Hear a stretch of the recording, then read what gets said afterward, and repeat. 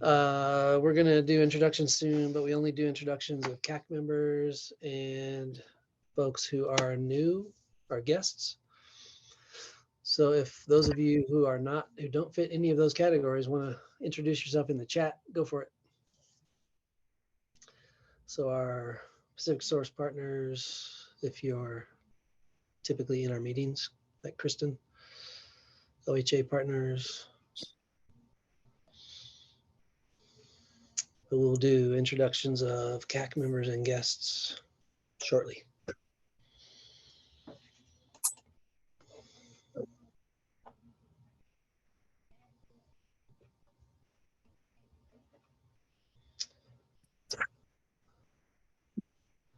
We do not have a volunteer yet to read the land acknowledgement. If anybody is willing to volunteer today.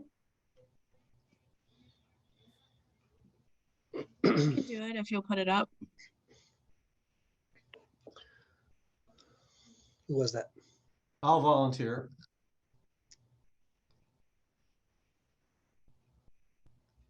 Sounded like we had two different people. Who was the first person who volunteered?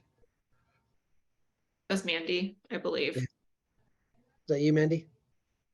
It was. Okay. I'm not going to fight Tom for it. I'll do it, or Tom can do it. Doesn't matter. Yeah, you jumped in first, so go for it. Tom, you're going to be next.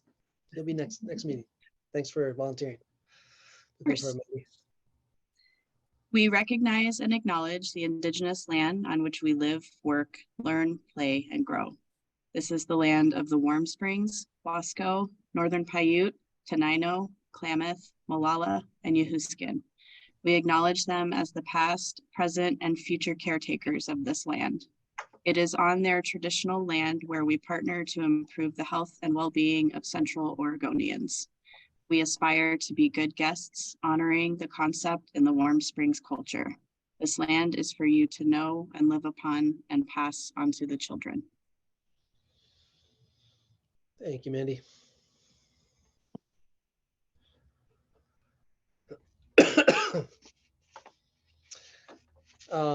Do we have enough people now?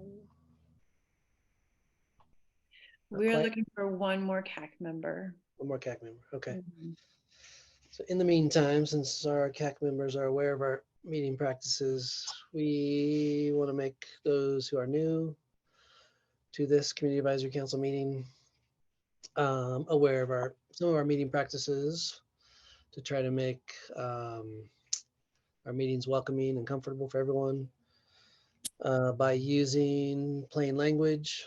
Try not to use lots of acronyms that we don't understand and lingo that folks might not understand. So try to just use plain language. We want everyone to feel welcome to participate, to speak up and share your thoughts and ideas. You can use the chat. You can use the reactions down at the bottom to raise your hand. Or depending on the flow of the meeting, you can possibly just speak up, unmute yourself and speak up.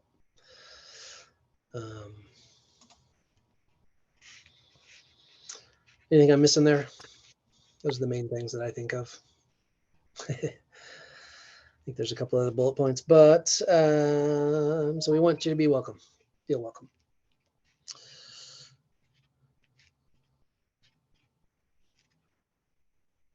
So you want to do announcements then? Still waiting? I have an announcement, Brad. Go for it, Carolyn.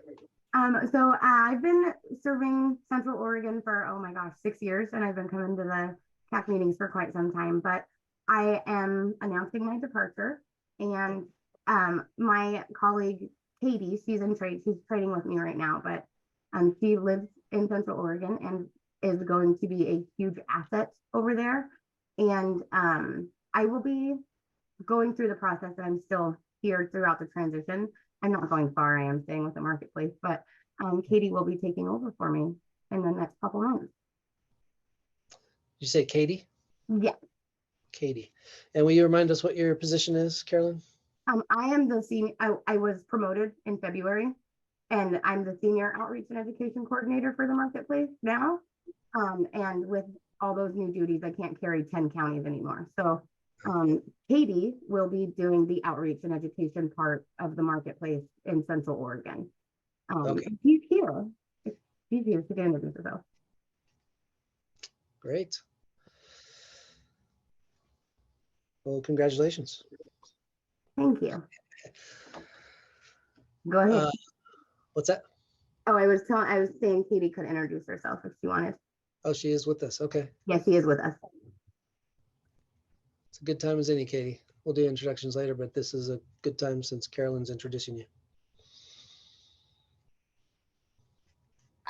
I'm sorry, I missed that, but just like kicked me off of the meeting and reconnected me. Oh, Should you I want to introduce introduce myself now? Sorry. Go Oh, yeah. ahead and introduce Yep, I'm Katie Ortiz. Yep, Katie Ortiz, new outreach and education coordinator with Oregon Health Insurance Marketplace. I started June 1st, but I've been working within the Central Oregon community for the past 15 years within the Oregon Department of Human Services, most recently the last 12-ish years within child welfare. So just looking forward to this new role. So thanks for having me. Yeah, welcome. How about, if we're still waiting for another CAC member, let's go ahead and introduce the rest of have our guests introduce themselves, and then we'll do CAC members introductions. And we have a quorum. We do have a quorum. Okay. Let's do that anyway, since we started with Katie. So who else do we have? We have Jaslyn, Lourdes, Anna. Do you want to help Kelly? I can't actually see everybody. Yeah, so those are our 3 other guests here today besides Katie. So Lourdes and then Jaslyn, if you guys could introduce yourself to the group. Yes, I'll go ahead and go first. Hi, everyone. My name is Jaslyn Lopez, and I'm an OHP navigation specialist with the Latino Community Association.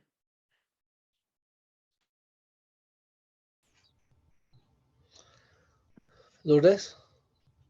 Hi, I am Lourdes. I am OHP Navigation Specialist and Latino Community Association. Bienvenidas. Ana? Messina?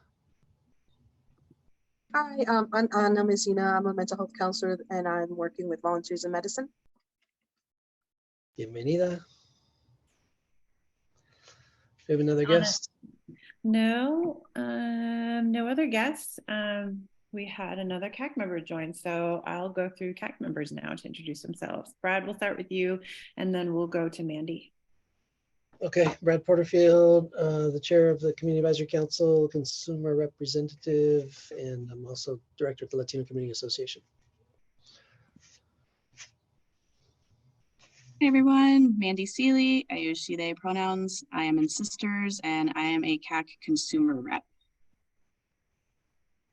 Next, we'll do Stacy and then Linda.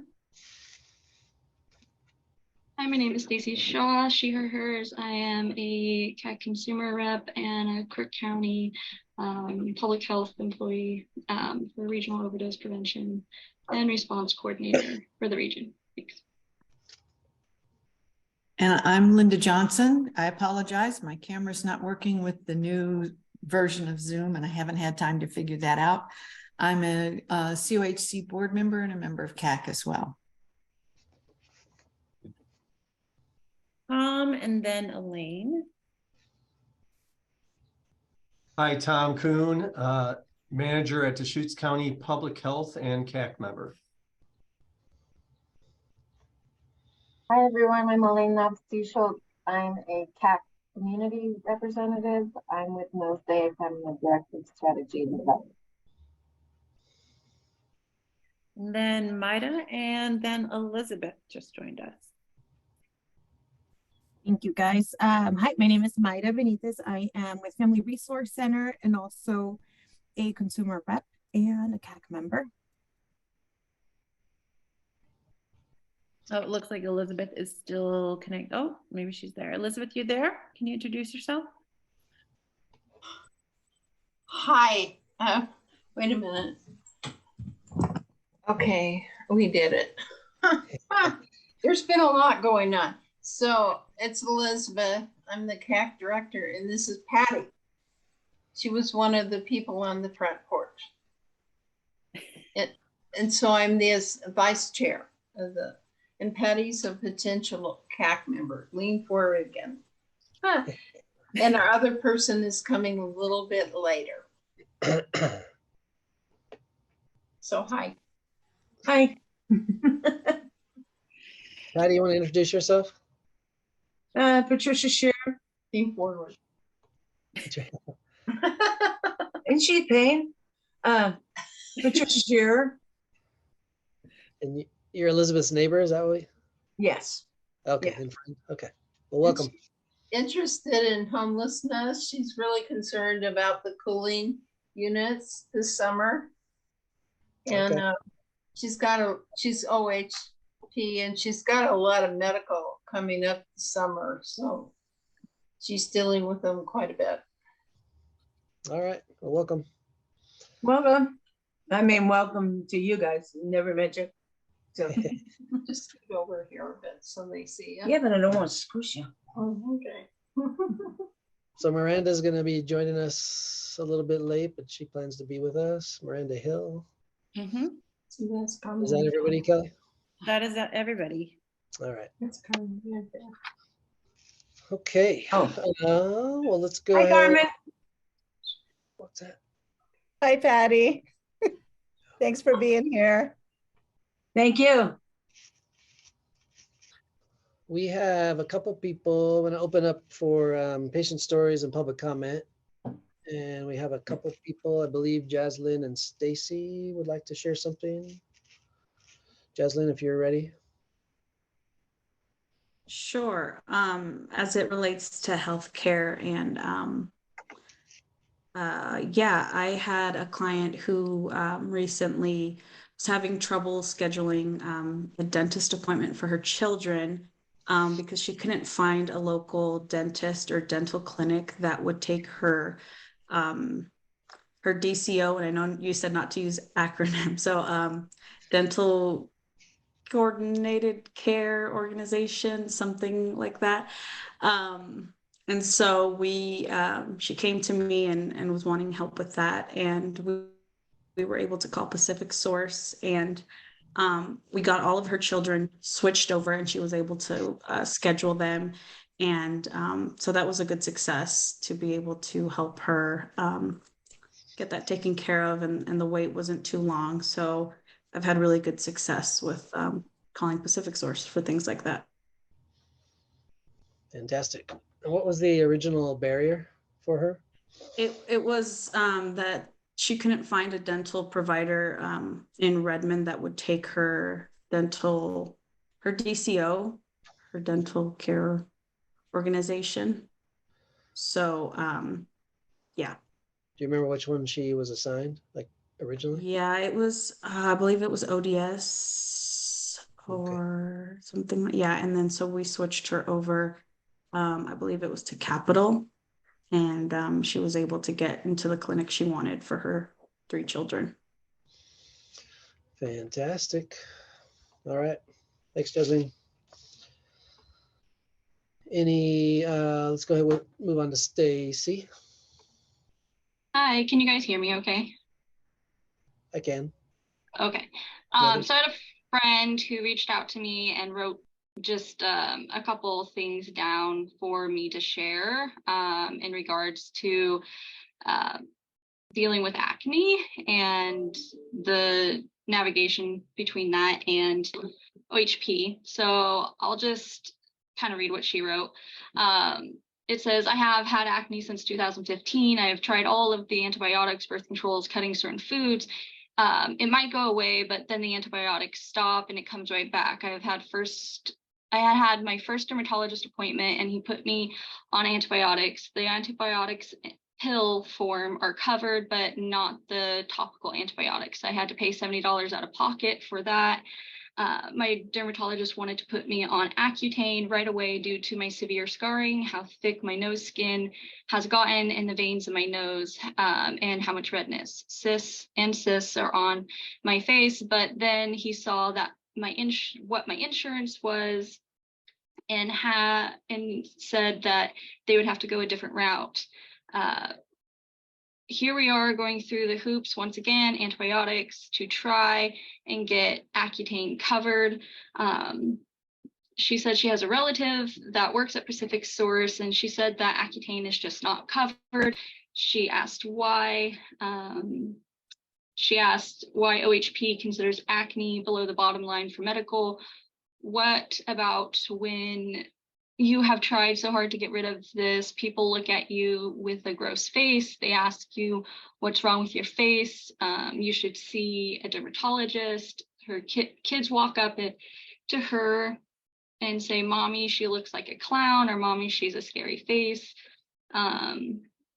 You go to see your gynecologist for your annual checkup, and she says, "Whoa, I thought you only had acne when you were pregnant." The list goes on.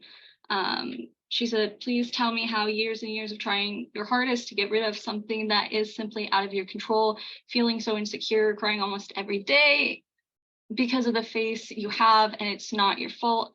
I didn't ask for this. I didn't want this. I have changed the way I eat, my deodorant, shampoo, conditioner, everything, and nothing works. Tell me how that doesn't cause mental health issues. If you didn't think acne is a medical issue and it's considered that can lead to a bigger problem in life, then you're wrong. Acne is not cosmetic. It's not one wart or what. Sorry, I'm trying to. Honestly, the hardest thing I've ever gone through, because I have not seen any improvement. Please look at the bigger picture of acne.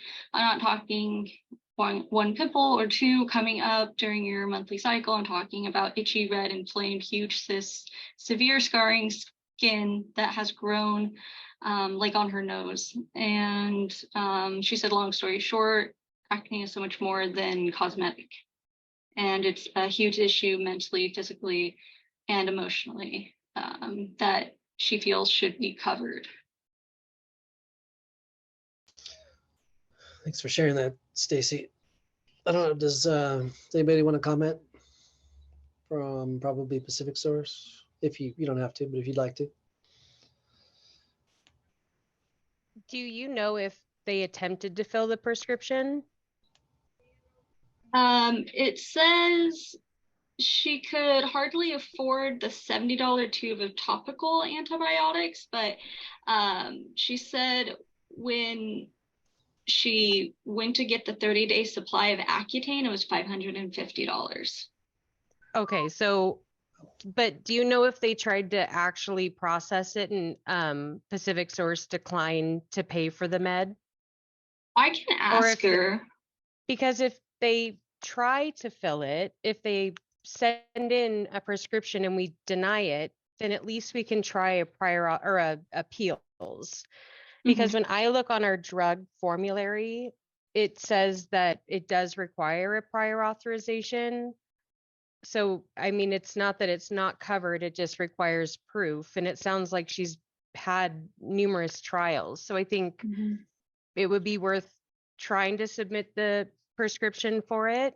And then if it's denied, then we can start the process to appeal that denial. Okay. Yeah, it was interesting because this was the second person that's talked to me about acne and just having a overall really rough experience with a dermatologist or even being referred to a dermatologist. Another one of my friends actually got a skin infection on her face from wearing masks. And they were saying that it was acne, even though it wasn't. It was actually a bacterial infection separate than acne. And it took them 3 months to look past her insurance and get her to a dermatologist who was like, whoa, this is insane. So. Hey, Stacy, thank you so much for sharing this member story. Could I ask that this member connect with Kristen directly outside of this space and see if we can figure out what avenues have been tried so that Kristen can lean in with the most valuable support, considering that it is on our formulary and connect her with the right people inside Pacific Source to help move this along and have a positive ending to this struggle? Yeah, I'll reach out to her and talk to her. I know Kristen's helped me with some of the navigations with the same person, so. Great. Thank you so much for bringing this to our attention, and we're happy to lean in and support where we can. Thank you, Kristen, too. I'm Trisha, everyone.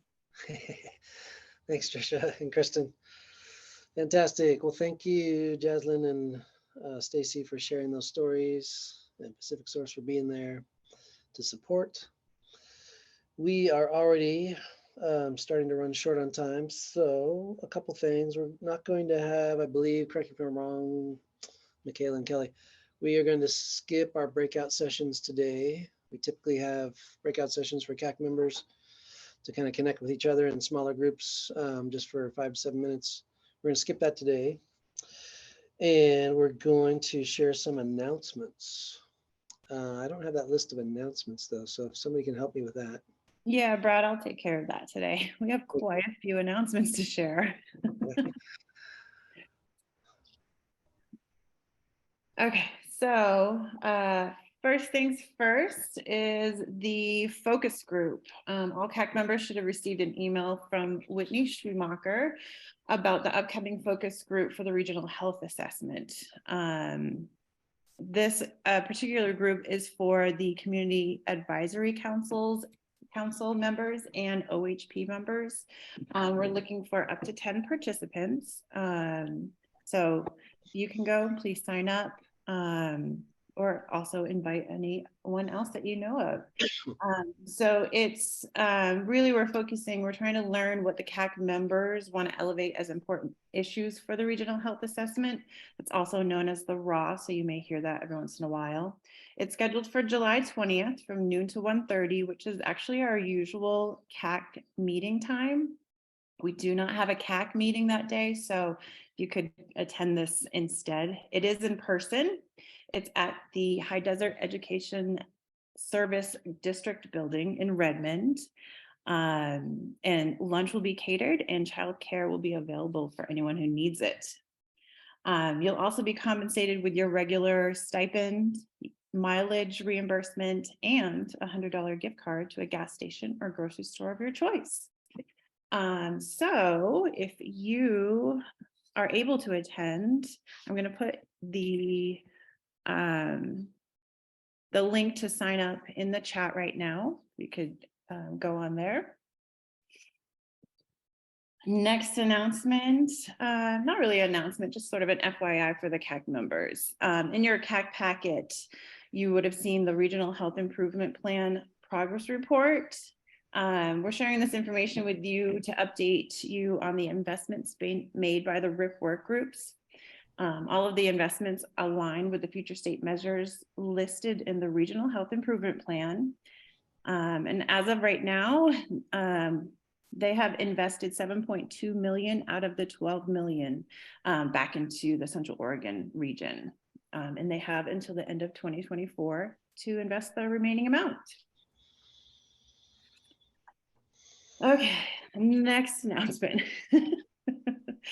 So earlier this week, you should have received an email from me about our new grant announcement. It's the 2023 COHC Opportunity Grant. It's open to organizations who have been awarded funding from other grantors and whose project aligns with the RIP, which is the Regional Health Improvement Plan, future state measures.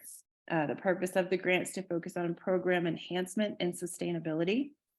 If you would like more information, you can email me directly, and I will put my email in the chat. Let me do that right now so I have it in there. 2 more things, bear with me. Okay, so next week on Wednesday, June 21st, the Central Oregon Health Council staff members are going to be attending the health fair up in Warm Springs. We're going to have a table there. We'll have some giveaways. And they're expecting about 500 community members up in Warm Springs to attend. So it should be a pretty well attended event. We're inviting you to join us at the table or even just to come by and say hi. And you can email me to get some more details about that if anybody is interested. Hopefully it won't be too hot of a day out there because it is an outside event. Okay, and then, so we're planning a CAC and a board of directors social event this summer. We're looking at the end of August right now for dates, but we're going to be asking the CAC members and board of directors for their input. So we're going to be sending out a poll soon in the next couple days or so to choose a date that works best for you. We know summertime is a little bit tough for folks to do anything else besides maybe have fun in the sun.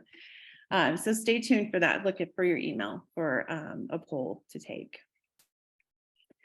And lastly, just a reminder, we don't have a regular CAC meeting in July, but we do have that focus group. So please attend if you can. If not, then enjoy your summer and we'll see you back at the regular meeting in August. Thank you, Kelly. That was a lot of information. So hopefully y'all captured that. If you have any questions, Kelly's email is in the chat. So reach out to her. All right, so last order of business before we get on to our main agenda items is approving the notes from our May Community Advisory Council meeting. And we have typically just kind of done a silence is agreement type of vote, asking if there's any problems, but I wanted to do a 5-finger voting just to practice. We haven't done it in so long. So if your camera is on, or you can use the chat, you can hold up 5 fingers if you absolutely believe that the notes from our May meeting are as accurate as they can possibly be and reflect what happened. 5 fingers. If you're not completely convinced, you can hold up 4 fingers. If you have any sort of problem with the minutes, hold up anything less than 3 fingers, or put those numbers over in the chat. So again, 5 is everything's fantastic and great. 5, 5, 5, 5. We got 5s and 4s. Notes are on notes are on page 4. We got all 5s. Okay, we're good. Thanks, everybody. And I think there was only one follow-up item in the notes, and that was about Kristen connecting with the OHP group with Stacy, I think. Something like that. Is that right? Stacy was going to connect me with the WIC nurses. Yes. Right. Okay, so that's in motion. Pretty sure I did that. That was a long time ago. I did talk to people in person and then CC'd you in an email, right? Yeah, I talked to Crook and Jefferson WIC folks. Yes, about NEMT, right? Non-emergency medical transportation, I'm sorry. Okay, yes, all connecting now. We're working on it. Thank you. Fantastic, thanks. All right, with that, I think we can move on. Is there anything else before we move on? We just had, where'd she go?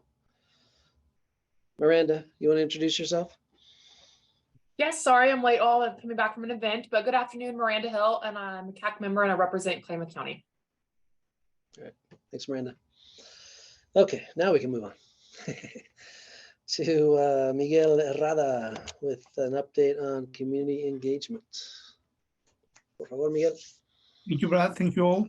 So thank you for all all of you that participate on this exercise. We take your comments to the Board of Directors retreat the past week on the 8th. They were together and we had the opportunity to share with them these 4 topics that we captured. Obviously, your complete feedback was much more than this.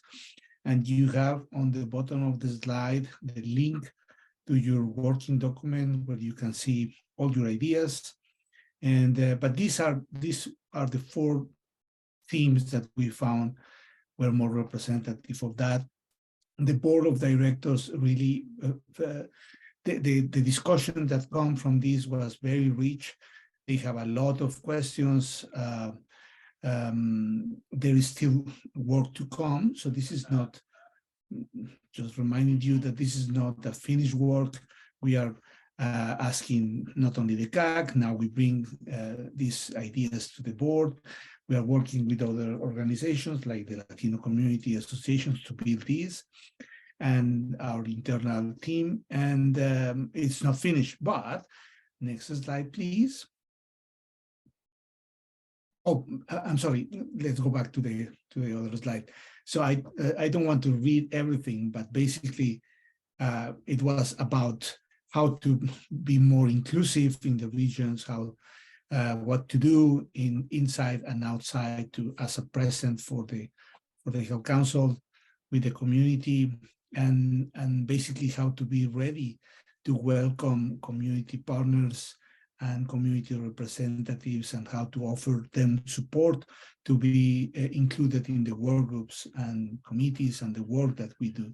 That's basically these ideas. And you have this on your package. If you think that we missed something, please let me know. Send me an email to complete the information that we are sharing as your feedback. So what is next? Next slide, please. With this information, what is next is that in August, we are presenting the draft to the board.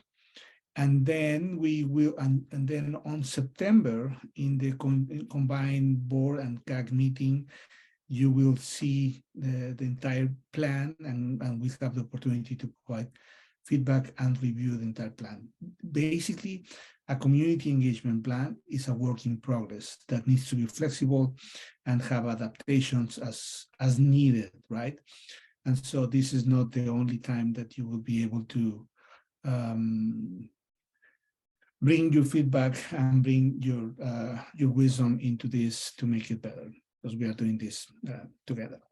So this is my report for what happened at the board. Again, they were very excited. There were many ideas, many discussions.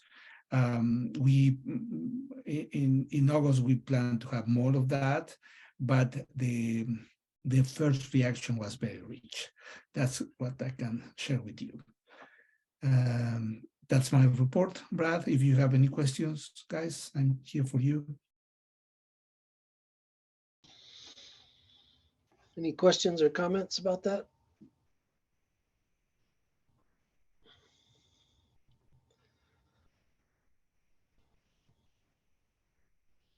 Thank you. Okay, I will just follow up in August. Continue the process. Thanks. Gracias, Miguel. All righty, Michaela, you're next with our community health projects. Thank you. All right, let me share my screen.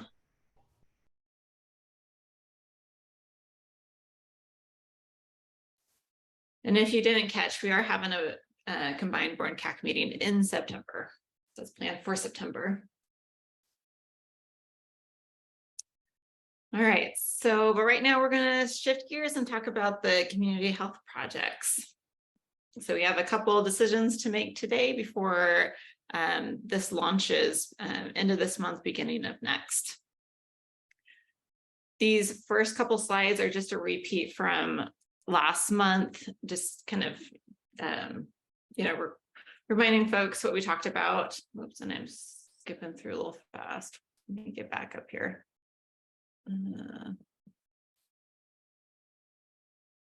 Out. All right. So just a reminder, community health projects, they're community level projects that are addressing social determinants of health and equity. You have about 2.3 million to invest this year, and funding decisions have to be made by November. With our timeline, we're hoping to have those decisions made at the October CAC meeting. And as you recall, there was a subgroup that met to do a little bit of a remodel with the community health projects. And this is really to address the difficulty of receiving 72 applications last year. And it was, pretty time intensive, and also took away from some of your other priorities. And when that group met, they talked about identifying 1 to 2 large priorities to focus on, and fewer but larger projects for larger impact, and then put an emphasis on new or not previously funded organizations. And so the proposed process that we shared last month was to fund a couple large projects per county. So divide the 2.3 equitably based on needs and health disparities among the counties and tribes.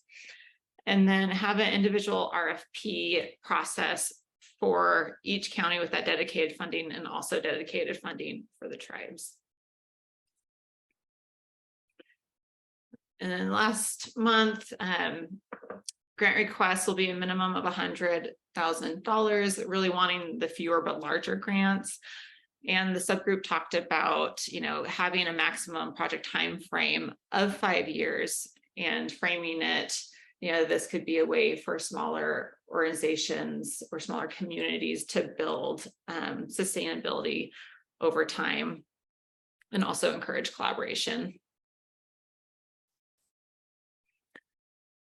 So recapping the feedback that we received last month was to remove the tiered system, prioritizing organizations that have not been previously funded with community health project grant, but instead tucking that into the scoring matrix.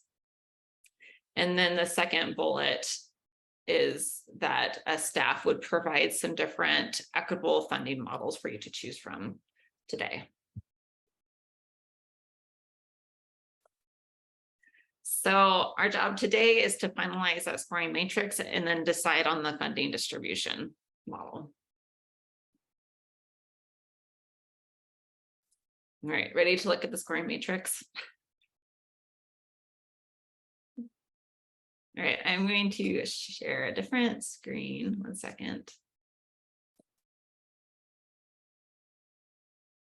And Kelly sent this document out yesterday, so it might be easier for you to pull it up on your end. But within the categories of the scoring matrix, it's the new applicant or prioritizing organizations that haven't received community health project grant funds before. And then the usual of the project description overview, including equity in there. When the subgroup met, they wanted to prioritize rural communities. Also, projects that were created by and for the people within those specific communities or counties. They really wanted those applicants to be located within those communities. And then the last piece is to prioritize projects that provided basic needs like food, water, shelter, clothing, and hygiene products.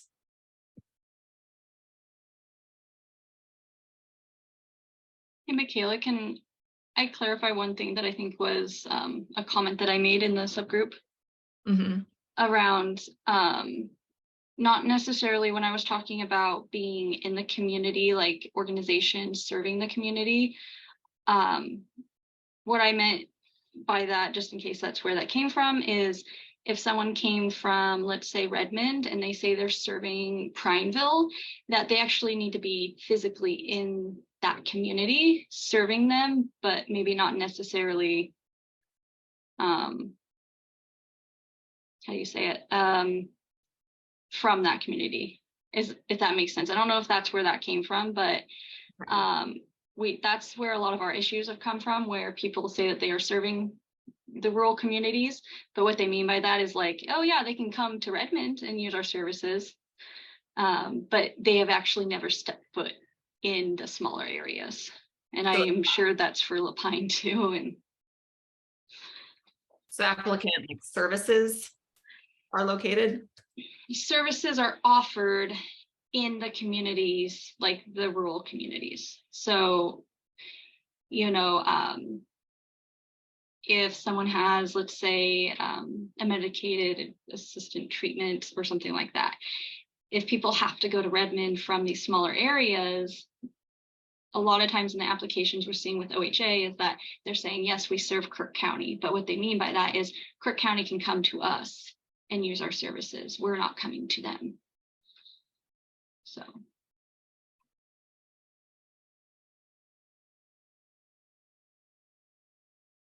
How do folks feel about, and the reason I pull up a Word doc is so we can edit on the fly and make it and adjust it how you like. Does that fit more with the intent that the group had?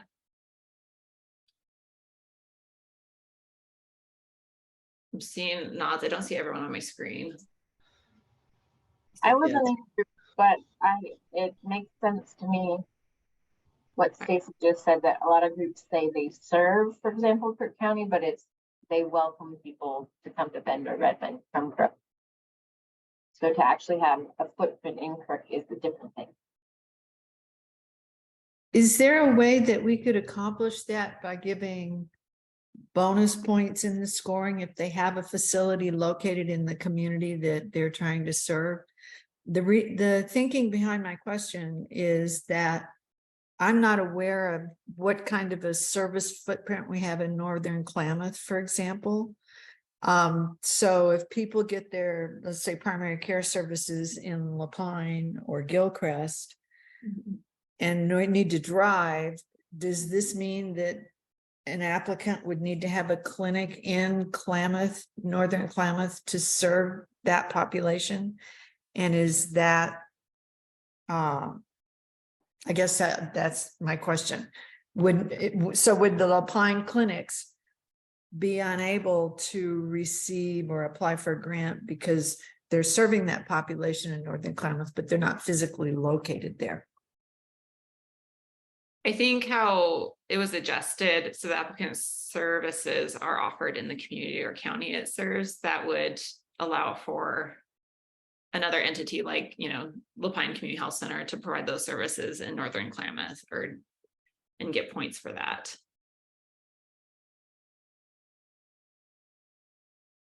So what I'm seeing written on the screen and what Stacy is saying don't seem to match up.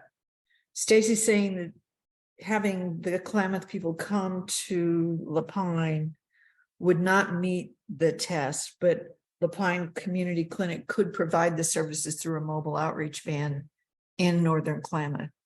And in what I see written here, the applicant services are offered in the community or the county it serves, again, would mean that the Lapine Clinic based in Deschutes County would not be meeting the requirements of the grant unless they were to provide services physically in Northern Klamath. So Lapine Community Health Center does have a clinic in Gilcrest. They have. Okay. And then Lapine Community Kitchen drives down to Gilcrest, I think twice a month to deliver food boxes. And then there's also the Crescent Community Club that's engaged in the community. So there's a few folks down there serving community members, but LCHC does have a clinic in Gilcrest. Okay, thank you. I was not aware of that. Thanks.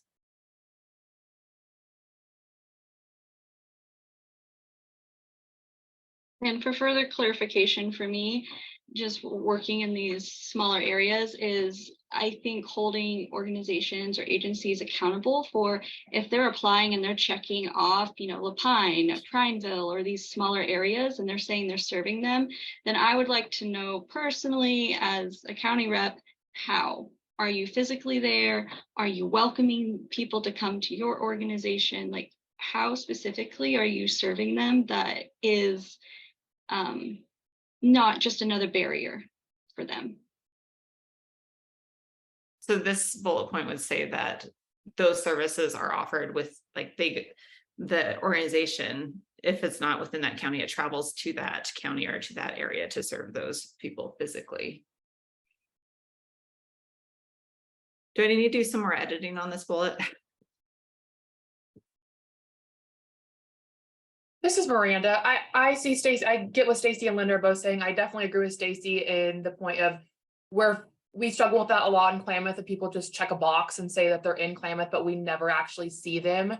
But I also understand that some services might be a little bit further away. So being able to give both people some points, but I also want people to clearly identify how they would be doing that. So if we serve Klamath County and we do have a mobile outreach that we're able to go to them, or if that's not a case of then specifying that, okay, we may serve Klamath County, but they will have to travel, some bit of distance. So just really being clear about how they're going to get there and if they have that capability, just because it's very easy to check a box and say, yeah, we'll go to North Klamath, and that just never happened. So, but I also don't want to not give those other organizations points if they're, I don't know, it's kind of getting confusing now. I think there needs to be a little bit more clarification on this, and just stating that, yeah, that could be in the application, not in the scoring part. Yeah, I agree, Stacy. So maybe it's clarification in both the application and then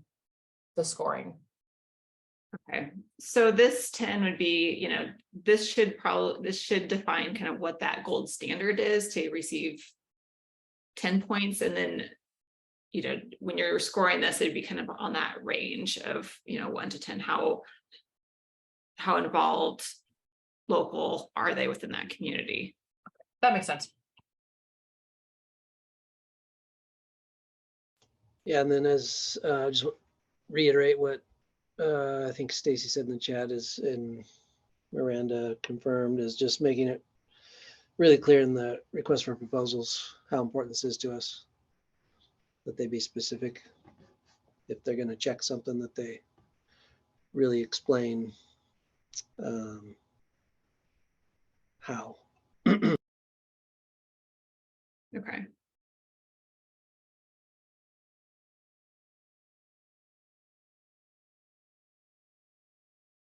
All right. Are you okay with that one? I also welcome any tweaks in the chat. Just want to make sure it gets to the intent of what your 10 points hope is. And then the other one I also want to talk about, new applicant, which this could be a little confusing, but the applicant has not received a community health project grant in the past. COHC staff will indicate on the application and advising to give full points to the new applicants. Are folks okay with that? Yeah, and for me, it's just more of clarification, because 10 points, what would be kind of the threshold then? Is that just depending on us of after reviewing the application of okay, they've applied before and they had and maybe they reference the work that they've done before, then they get 8 or 9 points. How would we, or if they've, what are we thinking wise on that? Because if we say 10 because they've never applied before, then maybe they have applied before and then people like them, you give them 9 points. You get what I'm saying? Is so threshold. With this, I see it as either 10 or nothing. And want to know how that sits with folks.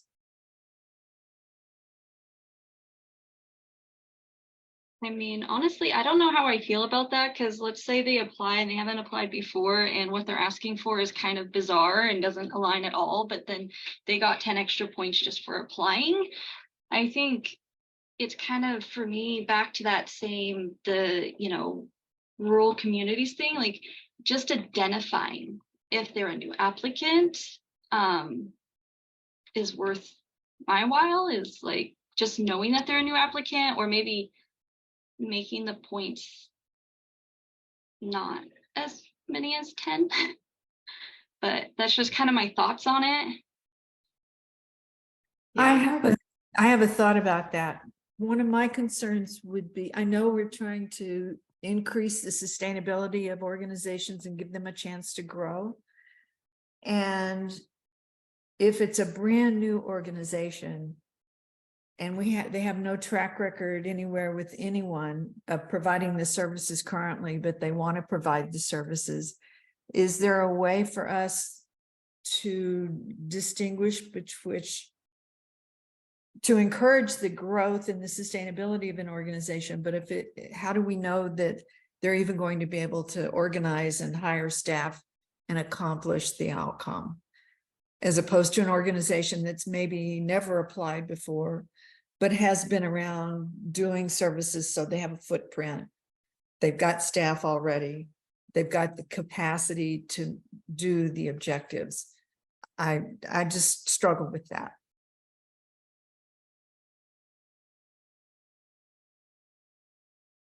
I think that you CAC members can decide how much you'd want to fund someone. We can also, we can adjust, so we can, provide 5 points. I'm seeing 5 points in the chat.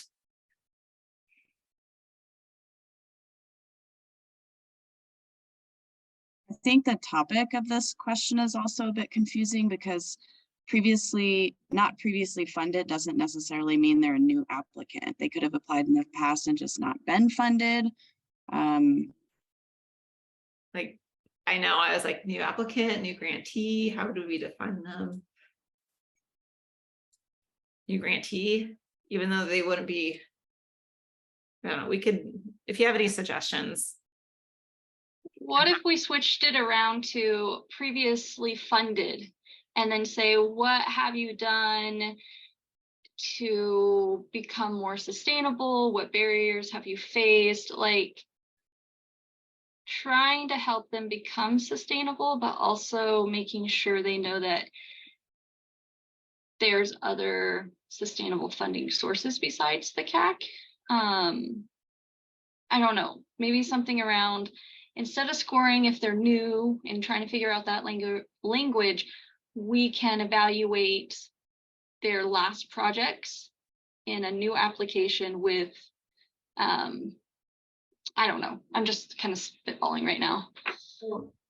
What was the intent, CAC members, of wanting to prioritize applicants that have not previously received community health project funds? What was that intent? The ones that apply every year and turn in the same application. Trying to see what else there is without, I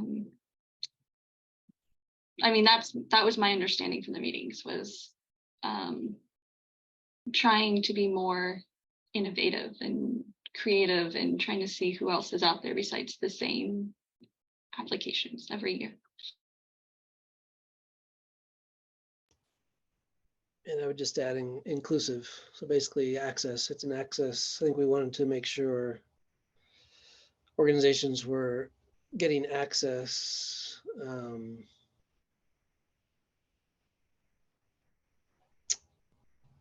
So encouraged to apply if a grantee, if an organization sees that we're prioritizing, we want to fund organizations who have never received funds from the community health projects, assuming they meet all the criteria and so forth. That would that would be encouraging for not necessarily a small organization, but probably a smaller organization to apply, and then therefore increasing access and inclusivity.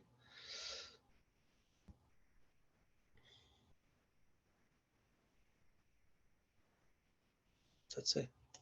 Do folks still want to prioritize this?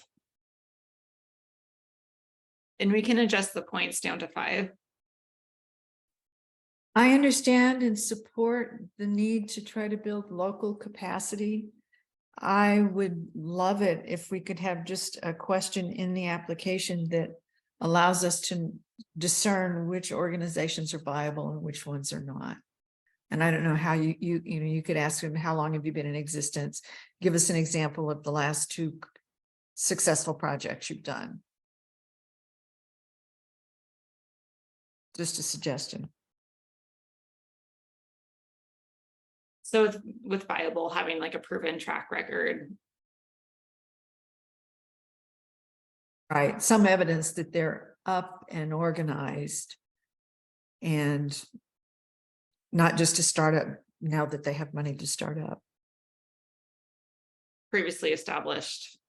Yes, something like that. Okay, we'll add that into the application.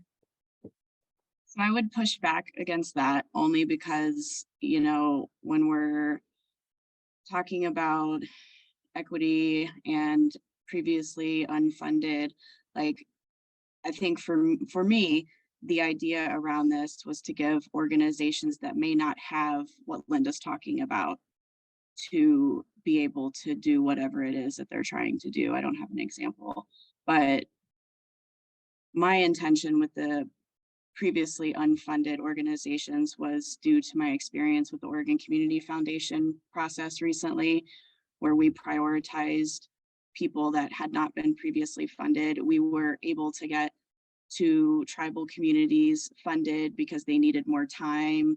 They, you know, there's certain organizations that are a little more difficult and have a harder process to get funded.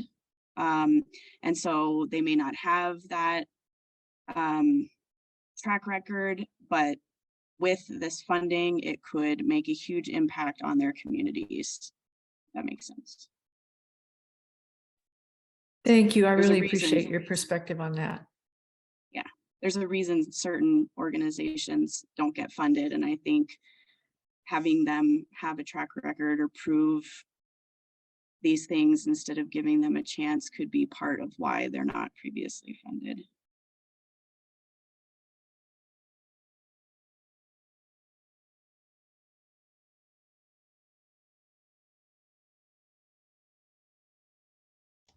Yeah, I I think absolutely agree with that.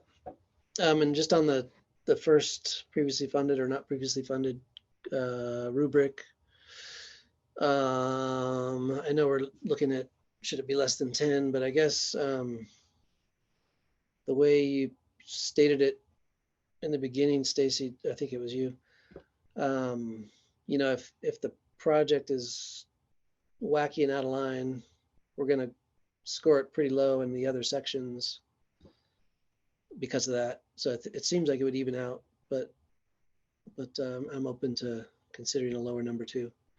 But I think it would even out okay if it really wasn't a good project. Those 10 points wouldn't, I don't think, wouldn't push it over the line to be funded if they were scored low in all the other areas because it's not a very good project.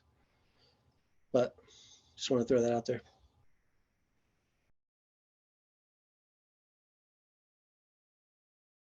If we have other questions like what you suggested, Brad, already in place in the application that sort of help us to vet what's a reasonably good project and what is not, I can be more comfortable that that viability is going to show up through the proposal and not have a must have been in existence for X number of years requirement.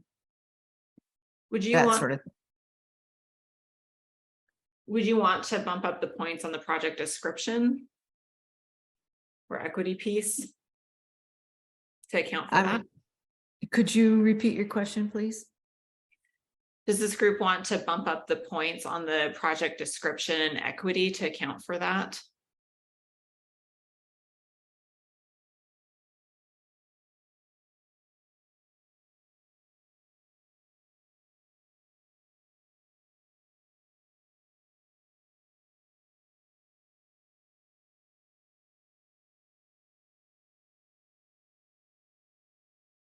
I think my concern is less about equity. I mean, I don't want to do anything to undermine our efforts in that direction. And I really appreciate what Mandy said, that sometimes the financial piece is an equity issue. My concern, maybe it's a blindness on my part, is that whoever we invest in people that are going to be able to use the money to accomplish what our goals are in the community. And there are large organizations and small organizations all across the board that can't or aren't set up to do that for a number of different reasons. But I don't want to undermine the equity piece of it. And so if by requiring a previous track record or to a group that has not been able to get funding because of an equity issue, that doesn't feel good to me. How are we feeling on the 10 points? Do folks want to put in the chat or speak out loud, you know, whether you want to go with 5 points or 10 points on the previously funded section? I have a question. Do we even need that as a points thing? Like, could it just be, like others have said, it be a question on the application, and then those are the applications that we receive to review as a priority over other ones that have been previously funded? Does it need points? Mandy, in that example, are you saying, like, could the CAC receive the new applicants first to review? Yes. So is this scorecard saying that those are the only ones that we are going to accept? Because there's also the possibility that we won't get enough of those types of applications, and then we'll need to dip into the pool of previously funded. So that's my question, I guess. Are we saying that we're not going to accept other applications? And if we are accepting both, could we not just put a question on the application, whether they've been funded or not, and then only look at those previously unfunded first? So last month, we talked about, you know, that kind of that tiered system, like the CAC reviewing the not previously funded first, going through that, and then the applicants that had been previously funded. The feedback was to not have that as a tiered system, or like a, you know, review this at first, and then the, you know, applications that or applicants that you've funded in the past. And so that was the intent of putting it into the scoring matrix.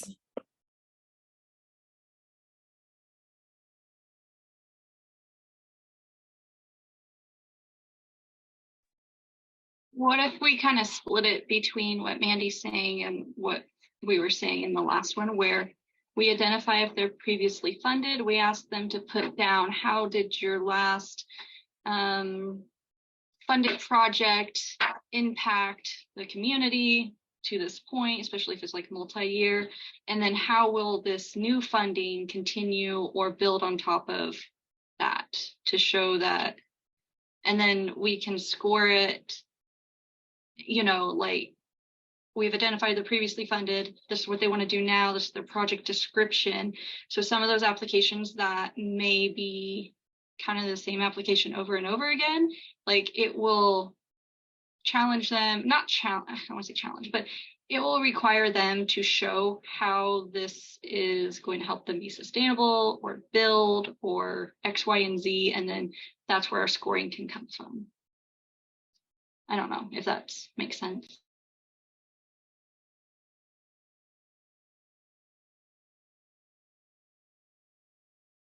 What do folks think? Do we still want to go with newly funded, or are we concerned about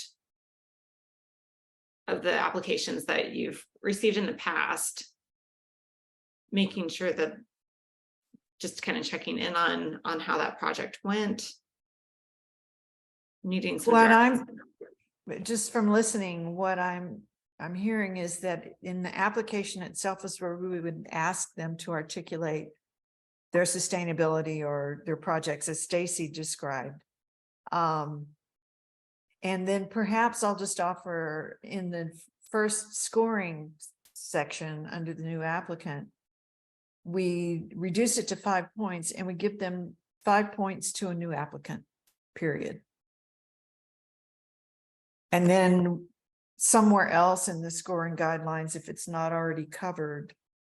In fact, I'm noticing on this, we don't have anything about budget, and on the other applications we've asked, does the budget seem reasonable? Does it seem like it's something commensurate with the work they're going to do? Maybe in the budget section, that's where we could evaluate that. Are they really able to be financially able to deliver on the project? Just thinking about if we ask those questions in the application, but we're not scoring them in some way on the form, maybe not about that direct question, but then what doesn't get looked at doesn't get done, or why are we asking for it in the application if it's not important to add to the scoring matrix? All right, so the proposal to the group,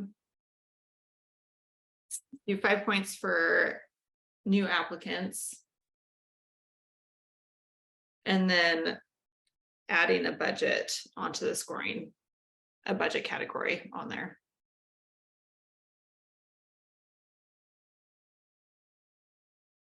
I've seen quite a few folks say that they're okay with dropping it to 5.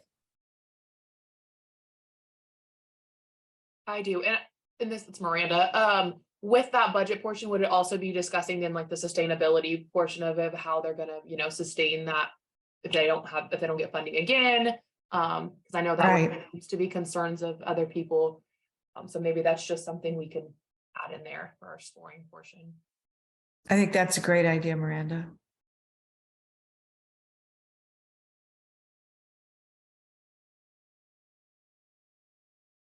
I think on our standard grant, we do have a sustainability question. Okay. Can folks live with that? Should we do 5-finger votes? Brad, do you want to lead us in a 5-finger vote? Sure. Are we talking about, are folks okay with the whole rubric, the scoring matrix rubric, whatever we're calling it, as is, given the dropping the first one to 5 and adding a budget piece? Is that what we're voting on? Yeah, so go and put it in the chat, 5 points for new applicants, and then add a budget category. How do folks feel about that? Is that clear to be voted on? Clear enough to be voted on? Seeing 4s and 5s. Let's try it. So 5 fingers is you're absolutely on board. 4 fingers is you support it, but you're not entirely 100% on board. 3 is it's okay, we'll move forward. 2 is you have some concerns, but you'll go along with it. And 1 is you have reservations and we need to discuss those before moving forward. So you could either, so we've already got some over, we got a lot over in the, okay. I think. Yeah, we're good. Okay, all right.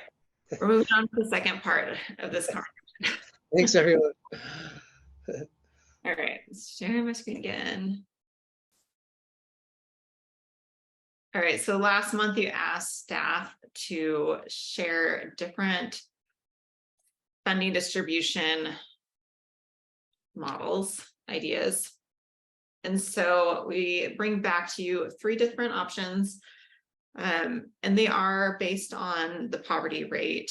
I think with conversation around population and going by population, Deschutes County would, have the lion's share of the dollars, and also, through discussion, and also, board members have commented, I know Rick has said, if we go by population, it just keeps the funds where they're at and the disparities where they're at. And so these 3 options, one was the first option that we showed you last month, which is purely weighted on poverty rates. Option B is a split. So it's 50% of that 2.3 million is split against all 5 categories. And then 50% is weighted on the poverty. And then option C is just split evenly among the tribes and the counties.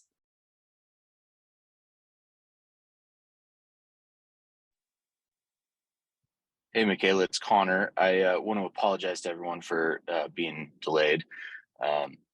My one question about this is, what does it look like per capita if we break it down that way, or is that too difficult to get into? For population? Yeah, by county. Deschutes would have by far the bulk of the funds. The poverty rate per capita? If you're just looking at capital or at population.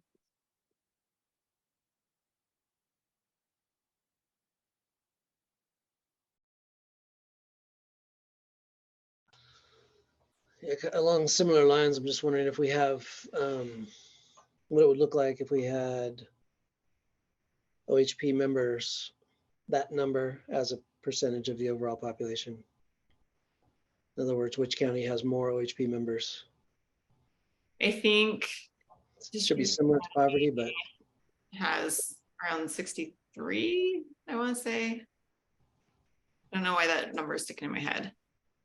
Well, we have about 76,000 CCO members enrolled in the Central Oregon CCO currently across like all of the Central Oregon region.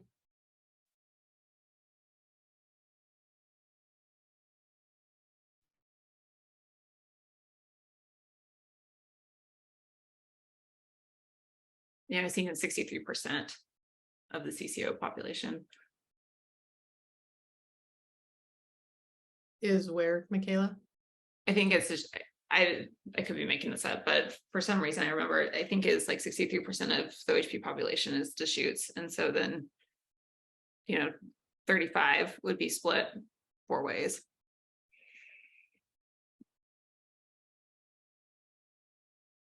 But, we also know that our more rural communities, folks don't have access to resources. And that was some of the support of just going by poverty rates. It does put the larger, proportionally more funds into those smaller regions that have higher disparities. yeah, Michaela, I think, oh, go ahead. Who's going to speak? I was just going to add one thing is in the smaller areas, there are less resources. And so sometimes Deschutes County does have to go to those areas like Neighbor Impact with the food truck and stuff like that. Maybe just thinking about what is currently in the areas and what can be offered that isn't from Deschutes, sometimes that limits it. But if we can identify like, I'm just going to use Neighbor Impact's low barrier food truck. If they're willing to go to Jefferson County, twice a month in person, would that count as Jefferson County percentage, or would that come from Deschutes percentage? So the way that this would be set up would be, the RFP for Jefferson County would be projects that are in Jefferson County that serve Jefferson County. So say, one of the organizations in Deschutes writes a project to have those services in Jefferson County that come out of the Jefferson County RFP pool. So be pulling more resources into those areas.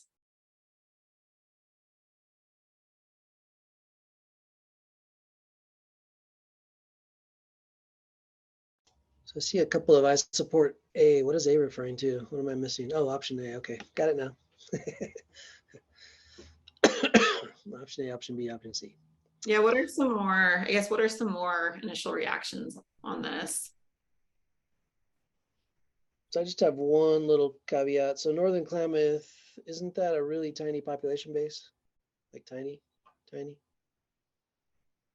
It is. I think it's 3 or 4 zip codes. Kristen, correct me if I'm wrong. I can pull the exact data in. Give me about 3, give me 1 minute. It's That's my only thought there is, I mean, if that's, I don't know, let's say 2,000 people, maybe I'm off, but 2,000 people total, does that, $468,000 is an awful lot of money for such a small population base. So. And Brad, I liked your suggestion, maybe instead of as a population percentage as a whole, really focusing on the OHP members in those regions. And do it so that there may be fewer OHP members in Northern Klamath, but they're also at the highest or near second in terms of poverty. And so if there's a way that we could come up with a multiplier that recognizes both of those, the small number, but the more intense need might be more reasonable, or I don't know what the word is. Can I ask a mathematical question? why if Jefferson County is 20% and Northern Klamath is 20, are their option A is different for them? If we're just doing amount split.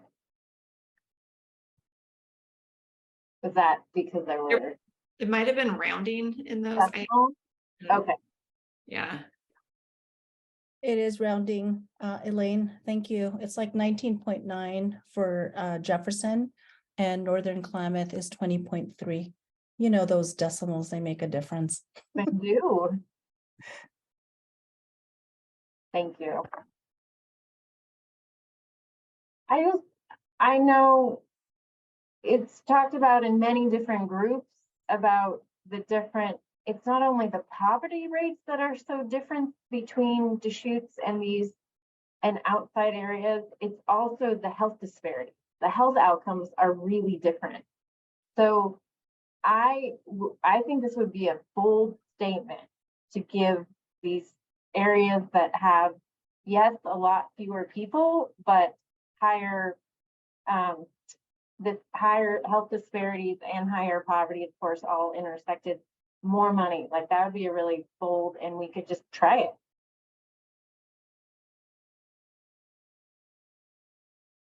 But they have to go to that community physically. Yes.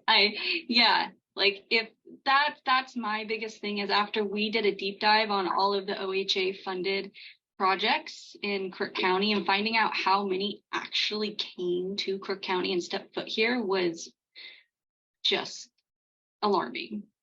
But they got funding for us, but then anyways. Do we know how many OHP members there are in Northern Klamath?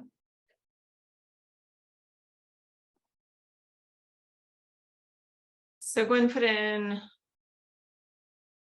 1,400.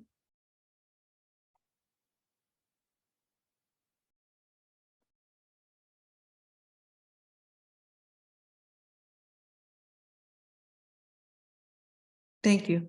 I hate to do this, but, and you don't have to respond, Miranda, but could I ask for your opinion since we're looking at North I know, Klamath? I've been sitting here thinking about it. Of course, I have my own biases because I'm in Klamath County and I know how much they need help. But I also understand some of the others people, you know, saying, one, it does cost more money sometimes to put things into rural communities.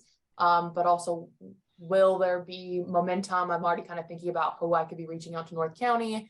Oh, let's see, the numbers are, 1,300. Our numbers are very low compared to, you know, all the rest of them for OHP members. So honestly, I don't have too much to add to that. I think there'd be some really good opportunities, and I think the Northern Klamath folks would appreciate it. We've finally been trying to do some outreach there the last year or so, and they are finally like allowing us to come in and as a government, you know, a government organization that first they were like, no, but now they're finally trying to do a little better. So who knows, maybe this is an opportunity where they will actually be able to grow. But we'll see.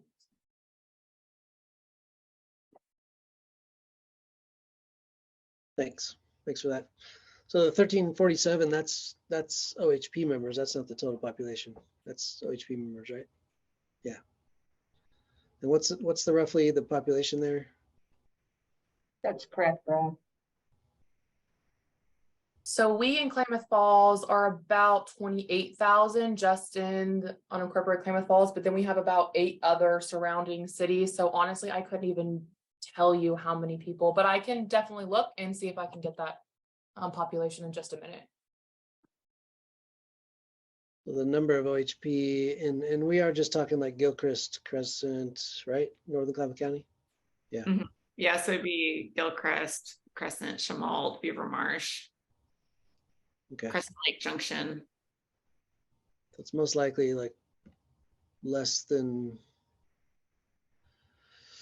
somewhere around 250, maybe less of those 1,347. I don't know, I mean, we can just go for it, but it just seems like when we think of how much need there is, like, for example, in Jefferson County, you know, does it make sense to give the same amount to 200 people, to serve 200 people? It won't just be OHP folks, but when we have Oh, wait. so many in need in Jefferson County. That's my only kind of. Wait, Brad, I'm just wondering, the 1347, are you questioning if those are in Northern Klamath? Because these are Pacific Source CCO members, right? So they would need to be in Northern Klamath. Is that accurate? Correct, Elaine. Is that accurate? Pacific Source? Yes, it's Tricia. That's correct. So there's 1,347 OHP members in Northern Klamath. Okay, thank you, Elaine. That wasn't clear to me. Yeah, I know it's confusing. It looks like there's a lot of support for option A. Do we want to vote on option A? CAC members? That seems to be the way everyone is leaning, that I can see in the chat and from comments. Whoops. You want to do 5-finger vote on option A as it stands, or does anybody want to suggest any tweaks?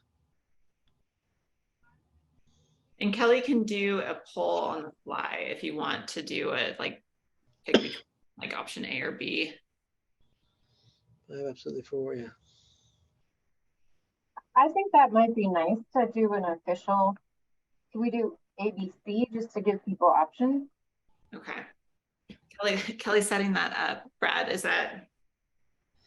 If you want, I mean, is the reason for doing that so that we don't have to outwardly show our vote? Is that the reason, or what's the reason? So that it can be anonymous? I was just asking if we could do a poll. I didn't have any any intention behind it. I was just asking. I say to create more work for Kelly, if we can just do. Okay. Because she's going to have the scale too for it to be truly meaningful. We got to have the scale in case somebody wants, a 2 or a 3. What's that? Brad, I have a quick question, and this is maybe you guys already explained this. So say nobody, or we have 1 or 2 people that apply in Northern Klamath, and we don't reach this number amount. Will that other funding then transfer over to other counties? Good question. Michaela, what are your thoughts on that? So I would suggest first from those applicants, seeing if you could utilize those funds in Northern Klamath, and if not, then spread it out. Spread it evenly among the other counties. Okay, so we'll do kind of the first round, see what everyone agrees to, fund those, and then kind of total all the rest of the funding to then be dispersed out to the additional, because maybe it's not just Northern Klamath, maybe, Jefferson or something doesn't for that either. And we'll know when the applications come in if the requests don't add up to the full funding pool. Okay, makes sense. Thank you. I was kind of hoping that with this kind of funding base, that maybe some of the programs that are well established in Deschutes County will incentivize them to go to Northern Klamath. And then they could show, like, if we go to Northern Klamath, it's going to cost us twice as much in gas, or it's going to cost X, Y, and Z. But if it can incentivize and help grow those services to outside rural areas, I think that would be really awesome. I want to make sure that I'm clear about what Michaela just said. And so the question, I think, was, what if we don't get enough applications to fill this type? We've been talking about Northern Klamath. If we don't get applications that total more than 300,000 for services in Klamath, would the remainder of funds then be returned to the pool, or would they be allocated and divided equally between the other regions, or how would we handle that? What if the incentive that we want to create doesn't result in more applications for services?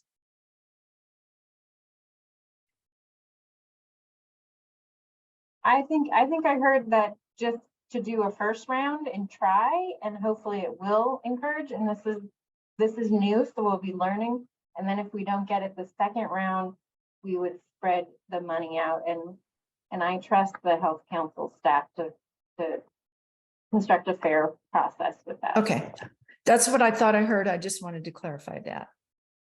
Can I just have a other little clarifying? We have tribes and we have Jefferson, and so there's some agencies, you know, who would support both. Like I'm thinking of the hospital. The hospital serves tribal members. It serves, of course, non-tribal members in Jefferson. Would they take money? So if they were an applicant from both, like it should. We don't have to decide now, but I just think we need to be clear because there may be some like that. I hope there's some.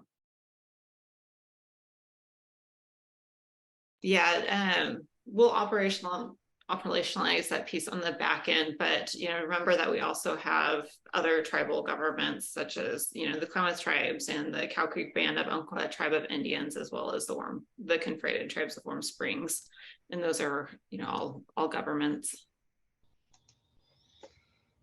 So it looks like we've started to drop votes in the chat with option A and then your number.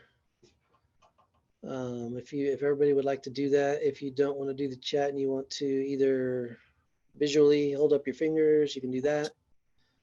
If you want to unmute and speak your number, you can do that. I can also throw up an official poll as well.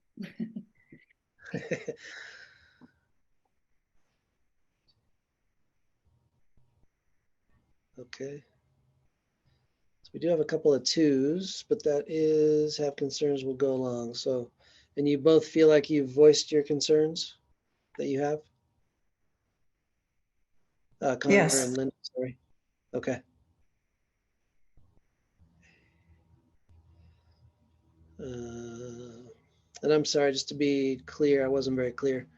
CAC members, the actual members, members of the CAC are able to vote. If you're guests, I love seeing your response, but it's not official, just so that that's clear. Your vote's not counted officially.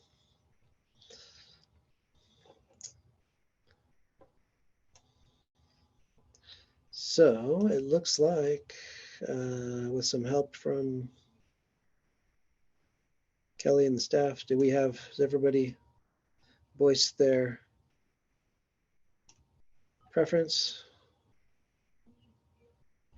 And all of the twos have confirmed that they've been heard. They've voiced their concerns. Did we get those in the notes? The concerns in particular, I think it's important to capture those. Yeah, I think we're good. And by the way, we have perfect attendance today, so thanks everybody. Myra had to leave early, but. Oh, we're missing Karen. Who? Karen, we're close. Yeah. Didn't she resign though? She did. She went to the police department, Madras Police Department last week. Oh. But she's still interested in being a CAC member, a consumer rep. So further discussion with her, and I hope she stays on. Yeah, that'd be great. I wasn't counting her for that reason though, but she didn't plan to be here for that reason. So it looks like we're good. Is everybody, yes? Do you feel good, Michaela? Got it good. Oh, Kristen has her hand up. Go for it, Kristen.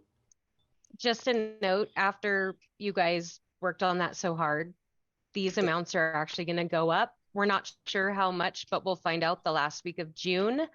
Our CCO met the quality incentive measure challenge pool. QIMS is what we call those. And so the last week of June is when OHA will let us know how much money our CCO will receive, and you guys will get more money to spend. So by the time we meet in August, we'll have an updated and final total. Okay. Does anyone know if any other CCO CAC in the state has allocated money like this? It'd be interesting to know if anyone else has, because usually it's by population, right? So not poverty level or other disparities. So this will be really interesting learning maybe for the state.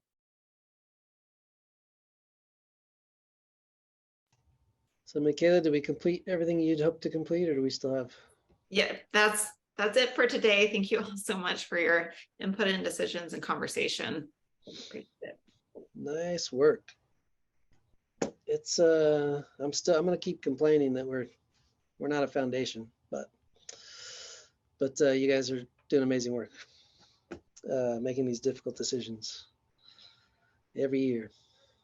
So now we are right on time. Good job, everyone. And I'd like to invite Lindsay Atagi from Pacific Source to talk to us about social determinants of health. Awesome. Hello. Thank you so much. I'll get my screen shared. Give me one moment. All right. Well, thank you so much for having me today. My name is Lindsay Atagi.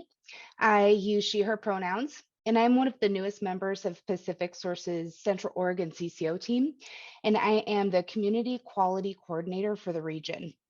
I actually held a different quality position here at Pacific Source before stepping into this role, and I've shared at this committee before, but it's been a little bit of time, and I'm really excited to be focusing in on a couple of important quality incentive metrics in my new role, one being the social determinants of health quality incentive metric, which we'll talk about today.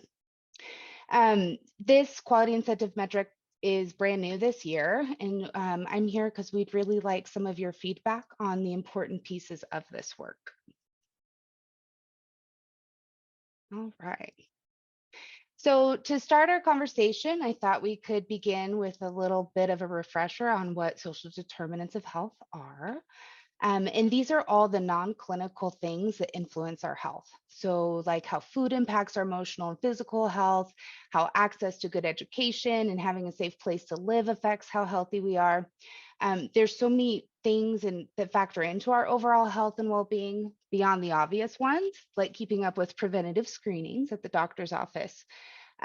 So for example, people who don't have access to grocery stores that have healthy foods are less likely to have good nutrition, which could result in having poorer health outcomes. And so focusing on social determinants of health is really important because it allows us to consider the whole picture of wellness and give us opportunities to improve it.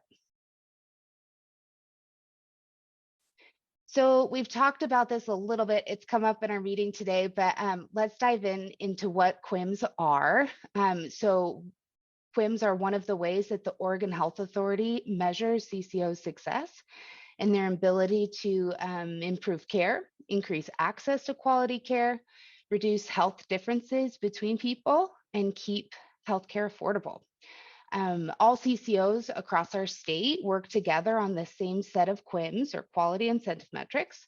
So this is really shared work across our state, even though we're focusing only on our Central Oregon region.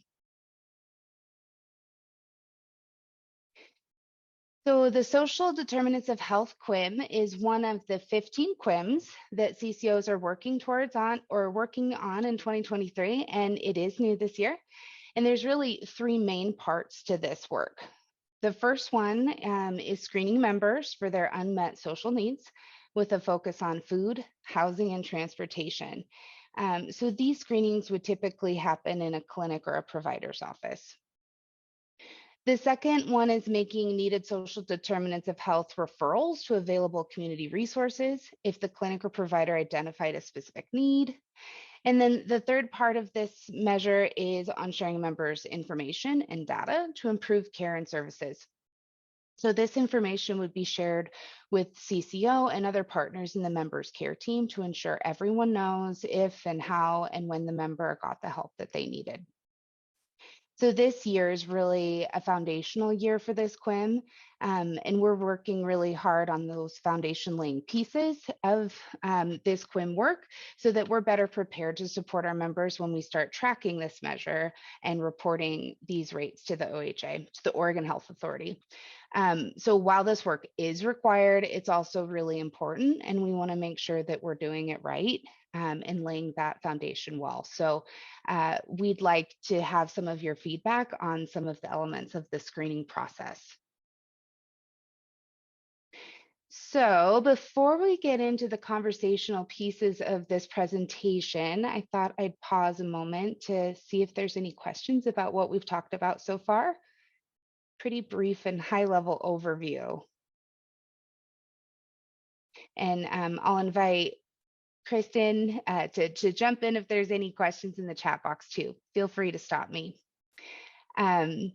If not, we can go ahead and start with our questions. So we're really here to learn about your feedback, hear your feedback on these questions so that we can really do this work well and lay it out well. So our first question here is trying to understand for clinics and providers who are doing this screening with a member, what is it important for that person to be aware of?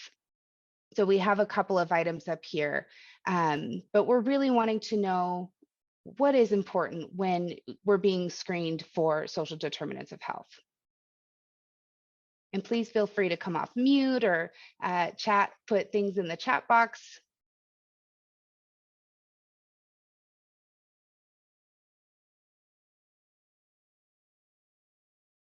Maybe while we're thinking still, I can share a little personal story.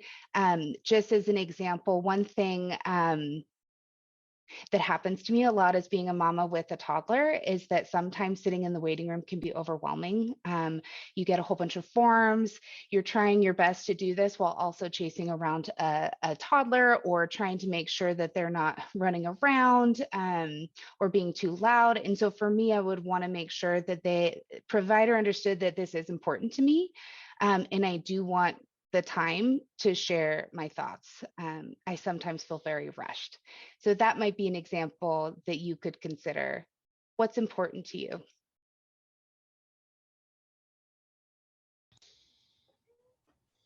Hey, Lindsay, one thing that comes to mind for me is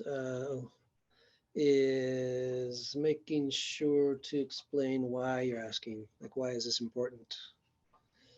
Why they're asking. Why is it important to get this information? What difference will it make or might it make? Are we just asking to ask, or is it with a purpose in mind? I think that's important. And then the culturally sensitive piece, of course, we need, Spanish speaking folks and folks who speak the language of the people that they're providing care to. That's critical, and trauma informed is always helpful, also helpful as well. I mean, being trained in that. Yeah. Thank you. I'm seeing some other items in the chat that are really great. Screening needs to be short. Online screening ahead of time so that the time spent together could focus on things that stand out. I really like that. And we'll touch on that question a little bit more later as well. In language access. This is perfect. Thank you so much. Any other options or things to consider before we move on to our next question? Okay. All right. So for our next question, how would you prefer to be screened for social needs for food, housing, and transportation?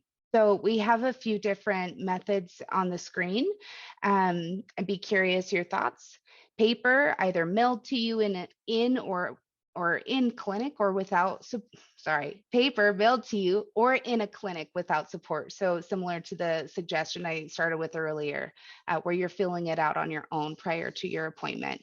Telephonically, in person, so someone supporting you and answering and asking those questions, digitally on a tablet or via email. Any other ideas?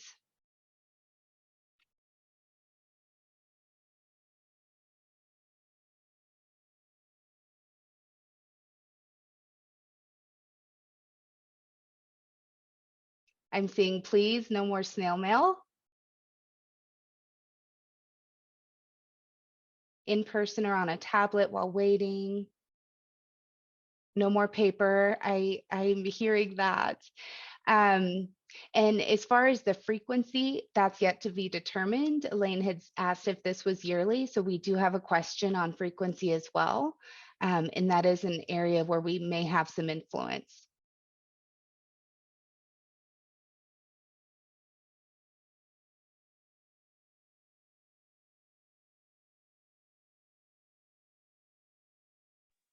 Can I ask a question? How much of this is driven by insurance requirements or malpractice / attorney legal reasons? I am not sure if I can address the second part of your question. As far as the requirements are concerned, this really is a measure that we are required to work on, as well as everyone else across Oregon. And the way that we're able to achieve this really directly goes back to those funds that we're able to support our community members. I'd invite maybe Kristen or Trisha to help me with answering the second part of that question or adding to my response. Yeah, I'd be happy to lean in. This is Trisha. So when we think about quality incentive measures, this is the unique part about being a coordinated care organization, that we're given the opportunity to successfully meet metrics. And when we do, we receive funding to do exactly what the first part of this meeting was about, where we get to impact people's health directly. We get to improve the system of care, and ideally lower costs in that. And those three things are called the triple aim. And that's really the goal of the coordinated care organization for our members, is to find innovative, new, exciting ways, just the way you're innovated this earlier in this meeting by saying, hey, we're going to do this a little bit differently, and you are empowered to make the changes within your community. So this community-led platform, if you will, is not related to legal anything, but opportunities to invest into our communities to better not just Medicaid members' health, but all of our community's health, which is really exciting. So no direct link there. And this like a lot of our direct clinic work.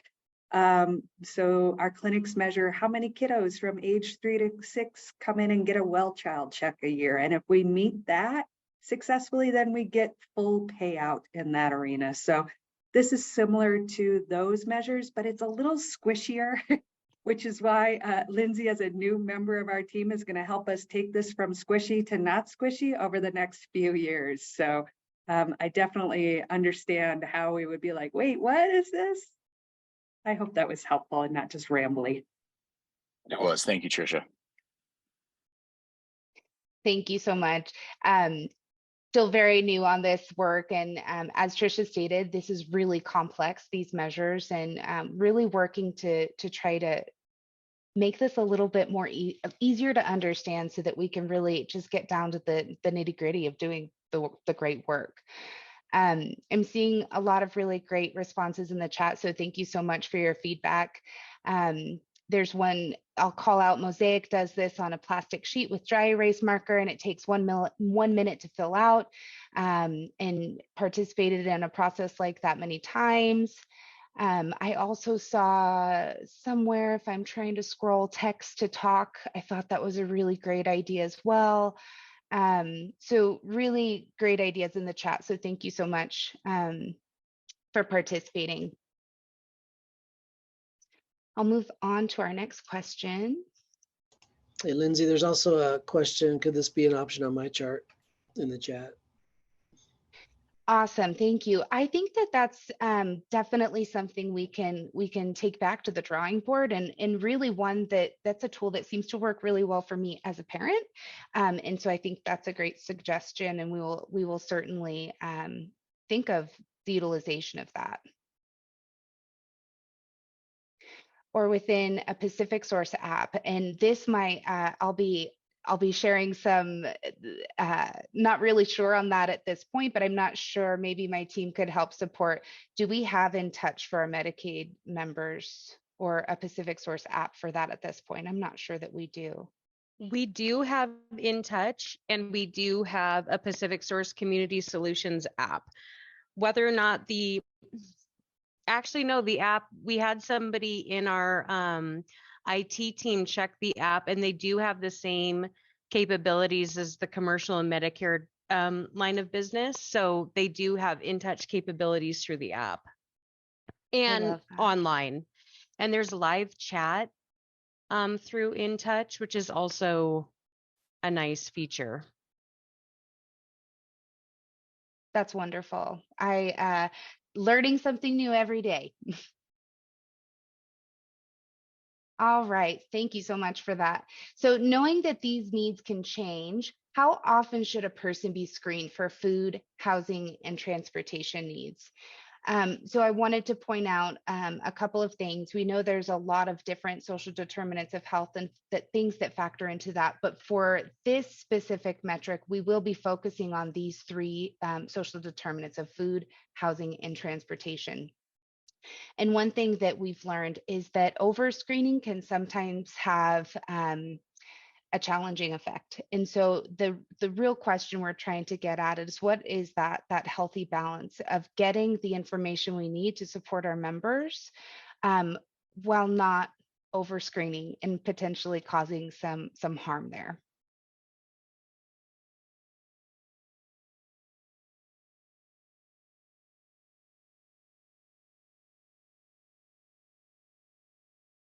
Lindsay, did you start out the presentation? I'm trying to remember by saying this is how often or how you could support providers to do this screening. Is that correct? The goal of this metric is really trying to figure out all of those foundation pieces. So really this screening could come from various pieces. So this could be something that the CCO helps to implement. It could be something that providers are doing. Obviously, it is something providers are doing. So our challenge is really trying to coordinate these efforts and making sure we have good policies in place to make sure that all of those who touch and have those connection points with our members aren't over screening, so that we are trying to be coordinated and working together. If that answers your question. Yeah, thank you. I'm just, I know the Mosaic background, we already do this for over 60% of our patients, and we have 21,000 Medicaid members. So we don't want to be having multiple, if the CCO does it, we do it, and then, but I understand like smaller providers, how do they do it? And then support, of course, if you ask, you want to be able to provide resources to help with. So when we do this, it goes automatically, if there's a check, it goes to a community health worker who then would help get the patient food, housing, transportation connection. So I appreciate you're looking at the bigger picture. Absolutely. And you called out such a great point, because I think that's really the challenge with screening is when we're doing it just to check a box, so to speak, but then we're unable to coordinate the care needed as a result of that screening. That's where this really can cause harm. And so our aim is really to work collaboratively with all of those touch points to see first what we're doing already. And knowing how Mosaic approaches this work and the strategies you have in place will definitely factor into that. And it would make clear that there's no need for us maybe to come in alongside of that and try to do that rework. So that's a huge part of our work this year and really the next couple of years is having that coordinated effort across all of our touch points.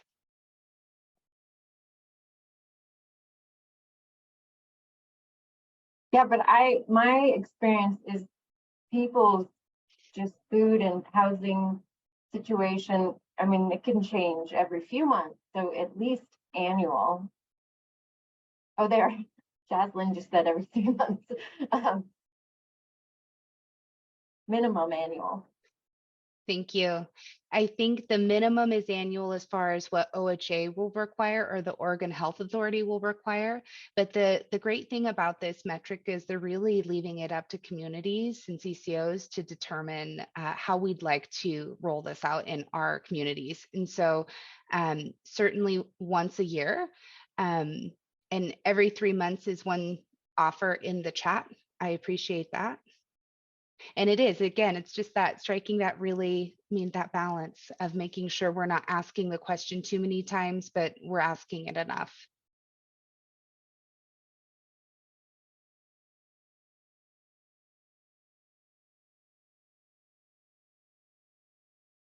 All right.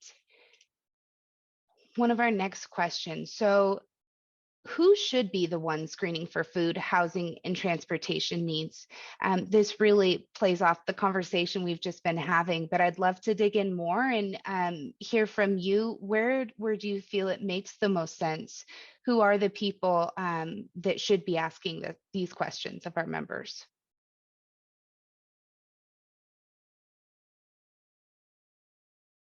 Lindsay, could you give an example or examples of community-based organizations? Yeah, and Kristen might be able to give a really specific one. And admittedly, I am brand new in this role, but if the member's already engaging with one of our community-based organizations that has maybe a community health worker working there, that could be an avenue for using this survey to help identify the needs. There's also going to be a part of this work where we're trying to ensure that once a need was identified, that we're referring individuals and members to those appropriate services. So there will be obvious connection points between our provider groups, our CCO staff, and our community-based organizations.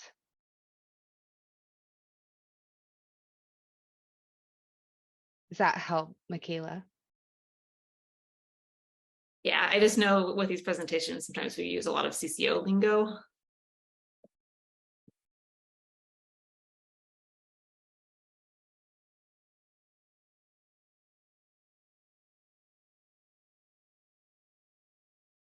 So Brad offered providers for sure, but for people not going to a provider very often, a community-based organization, and maybe an annual CCO mailing survey. That would be, thank you for that. And then Gwen, thank you. Thrive, neighborhood impact, others. And again, CBO is community-based organization. Those are just examples of some well-known community-based organizations offered up. Yeah, thank you, Gwen.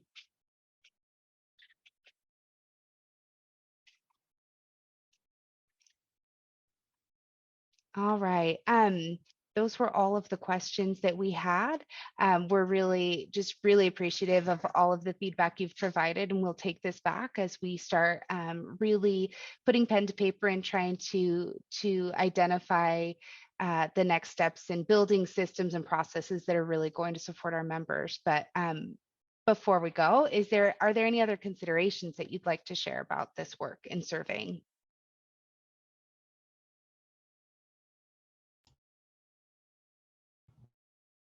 How, like a small provider, how does this information get to you from providers, from dentists? That's a great question. So we're in the very early stages of this metric, and one of the large pieces of this work will be trying to identify how we can all share information readily available to all of the different people that a member may come in contact with. So there's opportunities for us to learn more about the different community information exchange programs we have, and what we're using in the community. So that is one of the big question marks in the work that we're trying to identify this year and the next. That's my only other concern is have community health workers where they can, somebody marks that they have a need, social determinant of health, and it gets forwarded to a community health worker to follow up. But most providers, I don't think, do that. Don't think that's part of their practice. Small providers who don't have community health workers. So that would be a concern, like if you're gathering information, but nothing's going to come of it. It's questionable whether you should be gathering it. Absolutely. I appreciate that feedback. And that's certainly something that this quality incentive metric hopes to uncover and hopes to find a plausible solution for.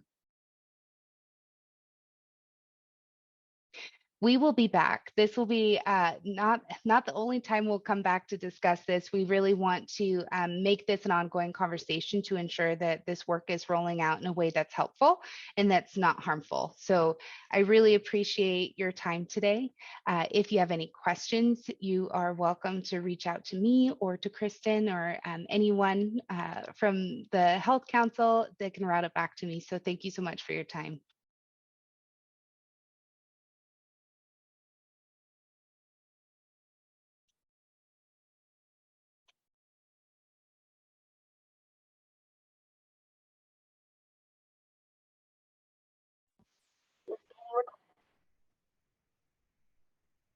Not sure if I was having internet connectivity issues or somebody else, but it was freezing up on my end. Well, thank you, Lindsay. If there's no other comments or questions or anything to say, then we are done for the month, for the day, for the month. Until we meet again on, what is it, the 20th? Hopefully, most of us can attend the, hey, Patty, thank you for joining us. Most of us can attend that focus group. Yeah. Thanks, everybody. Thank you. Thank you.